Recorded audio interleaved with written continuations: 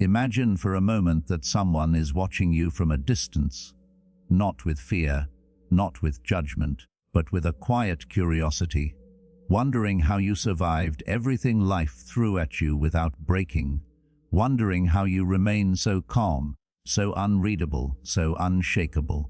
And what they don't realize yet is that your silence is the most powerful thing about you, because silence is not emptiness. Silence is preparation. Silence is strategy. Silence is self-respect breathing in real time. And tonight, I want to take you into a part of yourself you've ignored for far too long.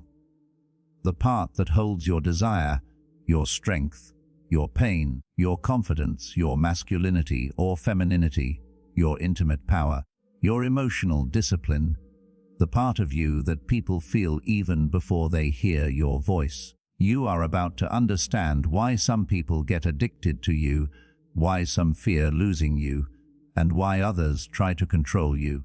Because when you embody Stoic discipline in your relationships, romantic, emotional, sexual, something strange happens. People sense that they cannot own you. They can only earn you. And right now, across the United States, across every trending topic on YouTube, there is a quiet shift happening. People are tired of loud emotions, tired of constant reactions, tired of being puppets to someone else's validation. They want something deeper, something real, something rare. And do you know what's rare? A person who knows their worth so deeply that they don't chase, they don't beg, they don't cling. A person whose intimacy is intentional, a person whose attention is sacred, a person who understands that love without self-control is weakness, and desire without discipline is destruction. That is the new magnetic, that is the new attractive, that is the new powerful. And you're about to step into it. Maybe you've been in a situation where someone made you feel like you weren't enough, where they pulled away, got distant, acted cold, or played games just to see if you'd react. Maybe you tried to prove yourself. Maybe you tried to fix things. Maybe you tried to show them you cared. But deep down, something inside you knew the truth. The more you chased, the more they ran. The more you explained, the less they listened. The more you gave, the less they valued you. And you thought it was because you weren't attractive enough, or strong enough, or confident enough. But listen carefully. It had nothing to do with any of that. You simply forgot your power, because your true power was never in how hard you tried. It was always in how deeply you knew your own value. That is what Stoicism teaches in relationships. Not to suppress your emotions, not to become cold or heartless, but to understand that your emotions must belong to you first before you can share them with someone else. There is something dangerously magnetic about a person who is calm when others are chaotic, who is composed when others are dramatic, who is selective with intimacy, who does not hand out their energy like candy. A man or woman who learns to master their silence becomes unforgettable. Why? Because silence exposes the truth. When you stop talking, people reveal who they are. When you stop explaining, people show what they understood. When you stop chasing, people decide whether they value you enough to stay. And when you stop giving too much, people decide whether they were ever willing to give at all. The human mind, especially in romantic and intimate relationships, becomes obsessed with what it can't fully read. Today in the US, where everyone posts every thought online, where oversharing is the norm, where emotions spill everywhere like broken glass, the rare person, the one who speaks less, feels deeply, listens carefully, moves intentionally, becomes mysterious, almost cinematic. You become the plot twist no one saw coming. And that suspense is what drives attraction. That suspense is what makes someone lie awake at night thinking about you. That suspense is what makes them wonder what it would feel like to touch you, to understand you, to be close to you, emotionally and physically. It is human nature. What feels earned becomes priceless. and what feels too accessible becomes forgotten. Imagine someone trying to figure you out. They replay your words, your eyes, your presence. They don't know what you're thinking. They don't know if you're interested.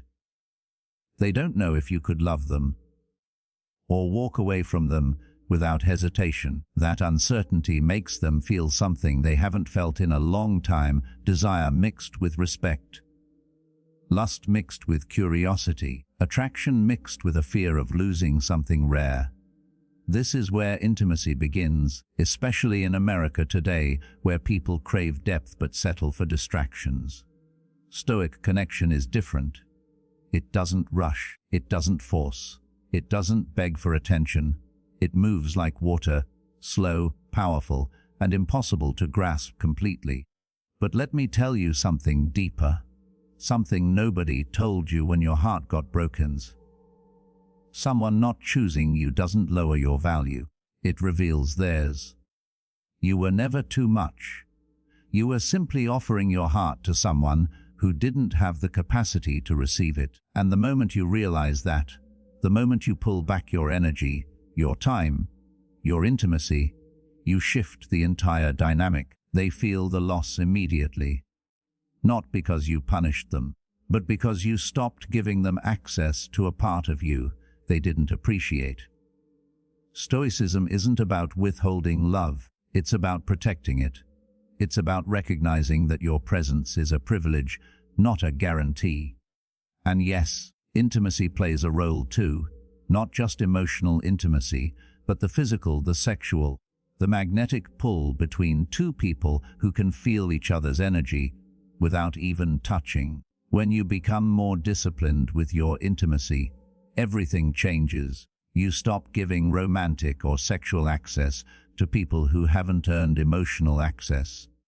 You stop allowing your body to connect with someone whose soul can't meet you. You stop letting desire blind you into loving someone who only loves your availability. And suddenly, you become unforgettable, because someone who experiences a person with self-control feels something they don't feel with casual connections, respect. They want you more because they know they can't manipulate you with temptation, attention, or pressure. Your intimacy becomes valuable. Your time becomes valuable. Your presence becomes valuable. Right now, someone out there is thinking about you.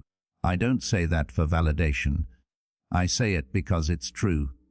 When you pull back, when you focus on yourself, when you become quiet, intentional, grounded, someone feels the shift. They notice you stopped reaching out. They notice your tone changed.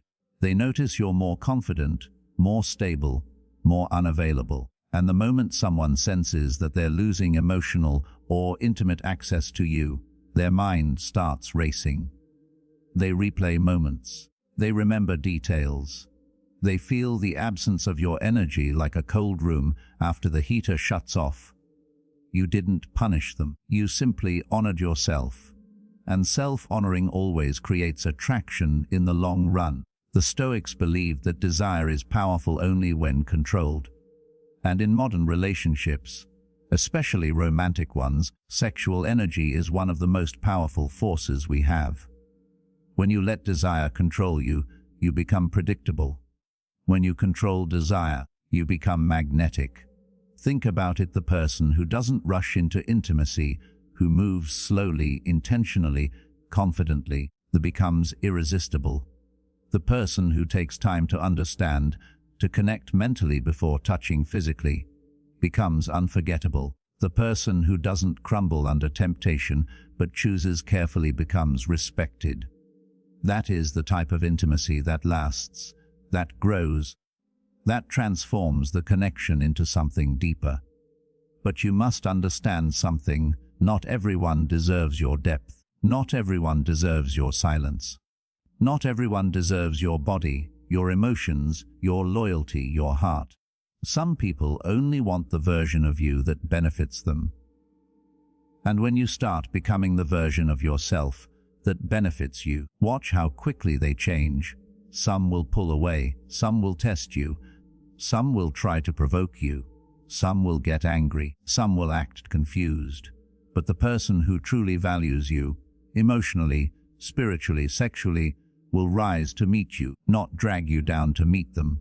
Maybe someone left you. Maybe someone betrayed your trust. Maybe someone made you feel small. But hear this. Your story doesn't end with them. Your value is not decided by someone who couldn't handle your depth.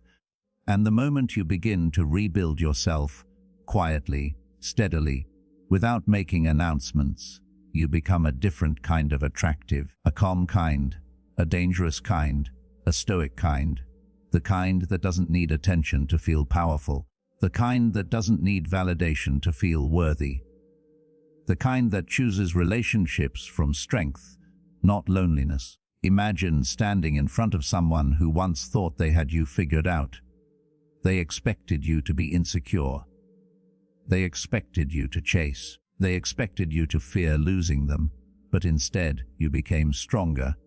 You stopped over-explaining. You stopped seeking closure. You stopped depending on them for emotional or physical satisfaction. You became calm. You became intentional. You became selective.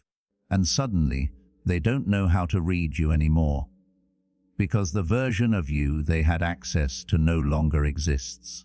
And that moment, when they realize they misjudged your worth, is the moment they feel something powerful, regret mixed with attraction, curiosity mixed with fear, desire mixed with respect.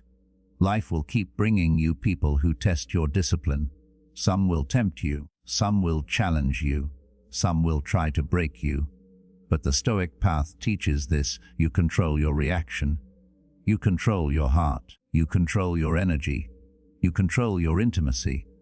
And that control, not coldness, not emotional distance, but intentional discipline, makes you irresistible in every romantic, emotional, and sexual relationship. And what's even more powerful is this: when you learn to sit with your desires, your loneliness, your urges, your frustrations, without acting impulsively, people begin to sense your strength. They feel it in your presence. They feel it in your eyes. They feel it in your silence. A disciplined person has a different kind of gravity. They attract differently. They love differently. They connect differently. And the person who ends up with you, emotionally, mentally, physically, will know they are receiving something rare, something sacred, something earned. This is the moment you reclaim yourself. This is the moment you rise. This is the moment you understand that your silence is not emptiness. It is your evolution. And the world, especially the people who once underestimated you, won't understand it at first. But they will feel it. And eventually, they will respect it, desire it, or regret losing it. Because when you step into your stoic power, your emotional discipline, your intimate restraint, your quiet confidence, you become the kind of person who doesn't chase love, but attracts a deeper, stronger, more meaningful connection than anything you've ever known.